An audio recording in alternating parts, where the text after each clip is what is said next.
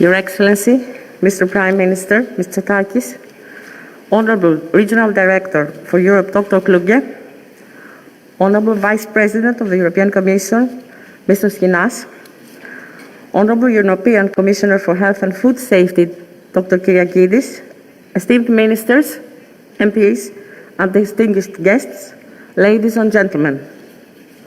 It is with great pride and joy that I welcome you all to the summit on the actions required to address the impact of the COVID-19 pandemic on mental health and service delivery systems in the WHO European region. This summit allows us the opportunity to take into account the experience of the COVID-19 pandemic so far, not only to see what the consequences of the crisis have been on people's mental health, but also to look into the concrete steps and commitments all of us can make to ensure that the day after the pandemic can be a brighter one.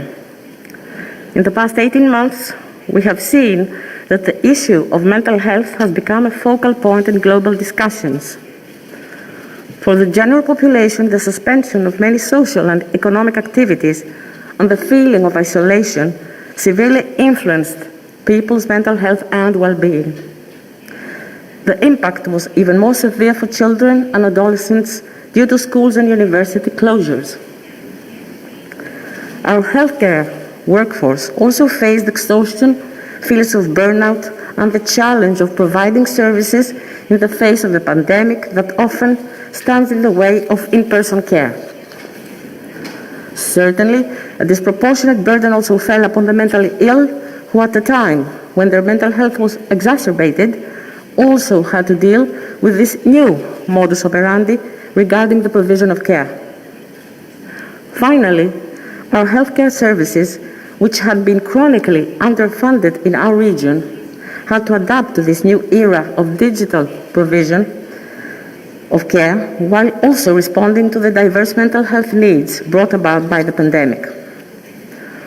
All of these challenges came together to constitute a pandemic within the pandemic, a tsunami of issues related to mental health which have spared no one and make the role of WHO even more important than ever. The fact that all of us, whether joining in person or virtually, have taken the time and the dedication to be here today showcases that we are prepared to take concrete steps towards making the day after the pandemic to be a day of change, a day of reform, a day of progress for mental health. If there is one thing the pandemic has shown us, is the value of addressing mental health not only vertically, but as a horizontal issue that is embedded within all areas of government, as it is crucial that we incorporate mental health policies into all policies. In Greece, Prime Minister Kyriakos Mitsotakis has set early mental health at the core of our political agenda by creating a special portfolio for mental health. When the pandemic struck in Greece, we took a series of steps to ensure that people with mental health needs would not be left behind. Among others, we increased funding and mental health personnel. We set up a helpline for the general population.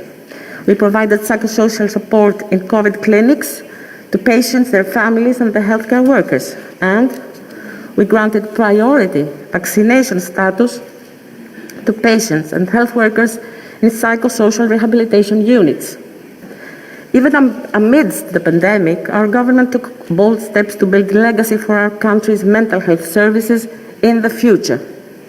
In this direction, we legislated a new form of mental health services called Units for the Early Intervention in Psychosis, the first in Southeastern Europe for detecting early symptoms in children and adolescents.